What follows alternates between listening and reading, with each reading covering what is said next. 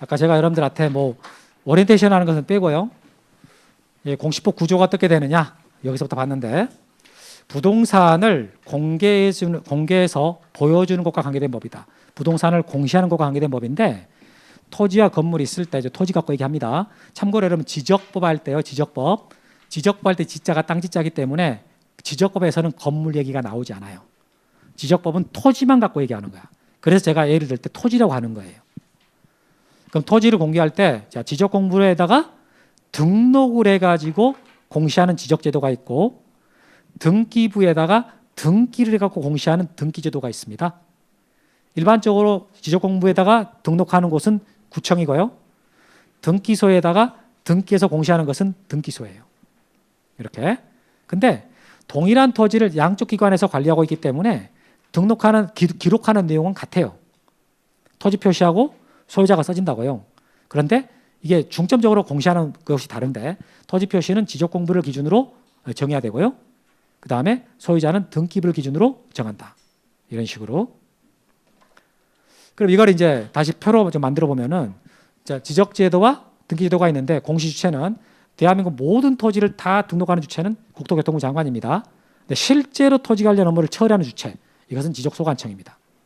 등기 업무는 등기관이 처리하는 것이고 근데 공시수단으로서는 지적제도는 지적공부를 통해서 공시하고 등기제도는요 등기부를 통해서 공시하고 쓰는 것은 토지 표시와 소유자 같지만 토지 표시가 주된 공시 내용으로 되는 게 지적공부고 그 다음에 등기부는요 소유자를 비롯한 권리 이걸 주된 공시 내용으로 한다. 이런 거. 등기법 개관 이거에 대해서는 뭐 그 지적이라는 개념이 뭡니까라고 할 때 저거 정도는 한 줄 정도는 좀 기억하세요. 토지를 지적공부에 등록하는 거다. 저 단어 3개를 가지고 우리 지적법 전체 목차가 다 만들어지는 것이다. 토지를 지적공부에 등록하는 것이다. 이거 가지고 이건 넘어가고요. 그 다음에 이제 용어가 4개가 있었단 말이에요. 그 지적소관청이라는 개념.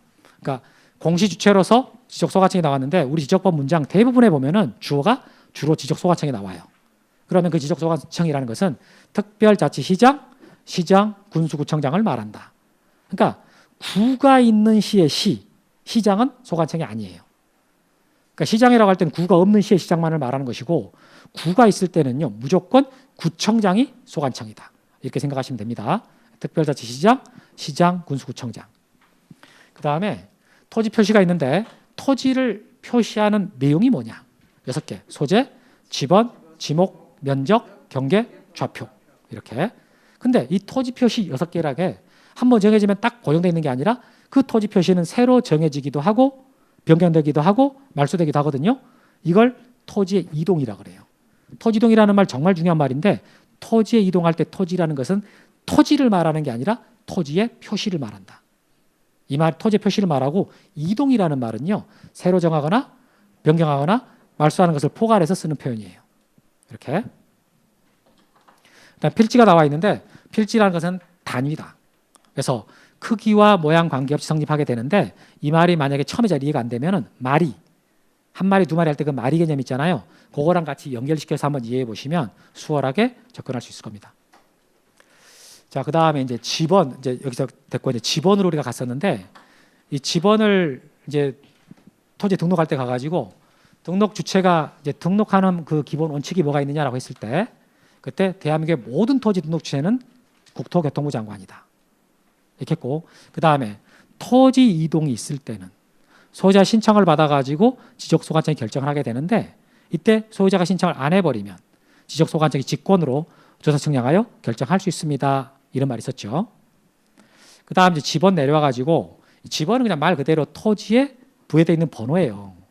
그런데 이 지번은 마음대로 정하는 게 아니라 규칙이 있거든. 지번은 지적소관청이 지번부적별로 차례대로 붙여요. 지번은 북서에서 남동으로 진행합니다. 지번은 아랍에자로 표기하는데요. 임야대장 및 임야대에 등록하는 지번의 숫자 앞에는 산자를 붙여요. 그러니까 산이 붙어있는 필지의 그 지번의 의미가 뭐냐라고 했을 때 임야대장, 임야도에 등록이 되어 있다는 뜻이지 지목하고는 관계가 없다. 그러니까 지번은 본본과 부본으로 구성하는데 본본과 부본은 짝대기로 표시하고 읽을 때 의라고 읽습니다. 물론 여기서 제가 이제 본본과 부본의 개념이 두 가지로 쓰인다라는 말을 했어요. 짝대기 앞부분이 본본이지만 아예 짝대기 없는 지번을 본번이라고 한다. 그러니까 부번이라는 개념이 짝대기 뒷부분이 부번인데 짝대기 붙어있는 전체 지번을 부번이라고 할 때가 있다. 이런 식으로. 구체적으로 각각 토지동별 지번 어떻게 붙입니까? 라고 했을 때 신규 등록할 때는요. 원칙적으로 인접 토지의 본번에 부번을 붙입니다. 에듀윌 유료 회원만의 고객 밀착해요. 아, 뭐였지 이거? 어떡하지? 자, 제가 도와드릴게요. 누구세요? 저 애들 학습 매니저인데요. 이거 좀. 자, 일로 오세요. 자, 언제든 필요하시면 연락 주세요. 언제든지요? 언제든지. 감사합니다. 밀착 케어 받아가며 합격하는 혜택. 오직 에듀윌 유료 회원에게만. 에듀윌. 아들, 엄마 그런 거 아니야. 공부하시죠. 네. 근데 예외적으로 최종 자 머릿속에 아까 그림을 떠오르면서 들으세요. 최종 지번 토지에 인접돼 있거나 섬처럼 멀리 떨어져 있거나 대단위로 매립해서 등록 필지가 여러 필지거나 인떨려 나올 때 그때는 부번이 아니라 본번으로 붙입니다. 그 지번 부여적의 최종 본번 다음 순번부터 본번으로 붙인다. 이렇게 돼 있어요. 근데 분할했을 때 자, 분할한 필지 개수가 늘어나거든요. 그때 한 필지는 분할된 지번을 해야 돼요. 나머지 필지는 부번이에요. 그러니까 원래 규정은 본번에 최종 부번, 다음 순번으로 부번을 붙인다. 너무 길잖아요. 그러니까 부번 이렇게 하시면 돼. 근데 만약에 분할된 필지 중에 건축물이 있는 필지가 있어. 그럼 그 필지의 지번을 거기 있는 그 필지에다가요. 분할되기 전에 지번을 우선해서 붙여야 됩니다. 신청 안 해도 당연히 그렇게 해줘요. 그 다음에 이제 합병할 때는 항상 몇 필지를 합병하든 간에 합병의 필지는 하나거든요. 그때 하나의 필지 지번 어떻게 할 거냐? 합병 대상 지번 중에서 선순위로 붙여요. 근데 본번하고 부번이 섞여 있다 그러면은 본번 중에 선순위로 붙입니다. 그런데 만약 합병 대상 필지에 건축물이 있어요?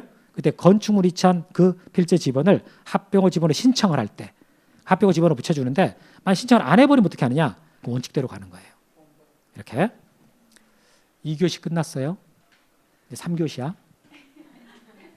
도시개발 사업 쪽에서 지적 확정 측량하잖아요. 그 지적 확정 측량했을 때 필지 완전히 다 새로 만든단 말이에요. 신규 뉴타운 갖고 예를 들었습니다. 그때 그 새로 만들어진 필지에다가 지번 어떻게 붙이느냐라고 했을 때 원래 사업하기 전에 있던 지번들 중에서 본번만 골랐다가 차례대로 붙여주는 거예요. 그런데 필지 만들어 놓은 숫자하고 본번의 숫자를 비교해 봤더니 본번이 모자라요. 그럴 때는 두 가지 방법으로 그걸 해결하는데 블록 단위로 하나의 본번을 부여하고 필지별로 부번을 붙이면 돼요. 또 하나는 그 지번 부여지역의 최종 본번 다음 순번부터 본번을 해서 붙여줍니다. 제가 이렇게 말하면 아까 그 모양이 그려 떠올라요?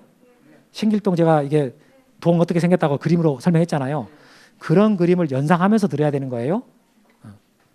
자, 이렇게 해서 지번 맞췄고요. 지목으로 가가지고 지목은 이 토지의 주된 용도를 기준으로 분류해서 지적공부에 등록한 건데 이 주된 용도라는 말이 포인트예요. 지목을 정하는 이제 28가지가 있는데 28가지 지목을 정하는 기준 그게 주된 용도다.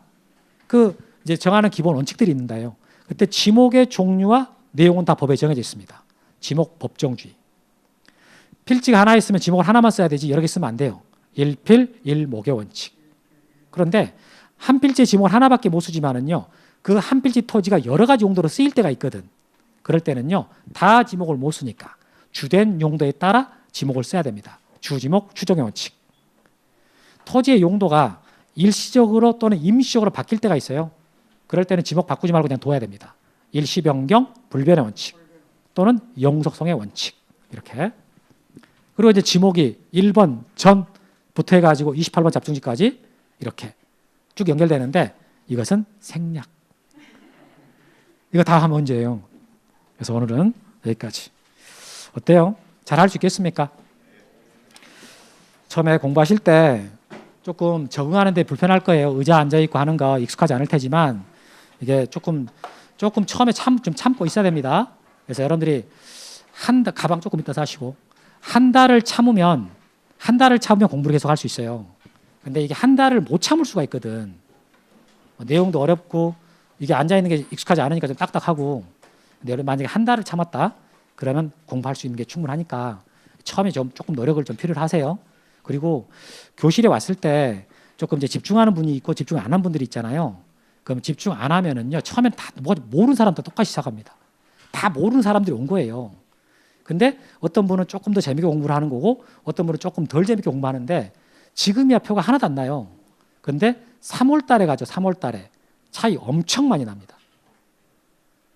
처음에는 그냥 똑같아요. 어차피 다 모른다고. 근데 3월 달에 2순환이 돌아가 3순환째 들어가거든.